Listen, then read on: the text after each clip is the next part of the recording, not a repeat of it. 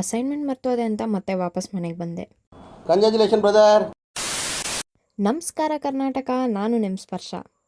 ಬೆಳಗ್ಗೆ ಬೇಗ ಎದ್ದು ರೆಡಿಯಾಗಿ ಬಸ್ ಸ್ಟ್ಯಾಂಡಿಗೆ ಹೋಗಿ ನಿಂತ್ಕೊಂಡ್ರೆ ಫಸ್ಟ್ ಕ್ಲಾಸ್ ಕ್ಯಾನ್ಸಲ್ ಆಯಿತು ಅಂತ ಗೊತ್ತಾಯಿತು. ಹೋಗ್ಲಿ ಬಿಡು ಸೆಕೆಂಡ್ ಕ್ಲಾಸ್ಗಾದರೂ ಹೋಗೋಣ ಅಂದರೆ ಸೆಕೆಂಡ್ ಕ್ಲಾಸು ಕ್ಯಾನ್ಸಲ್ ಆಯಿತು ಅಂತ ಗೊತ್ತಾಯಿತು.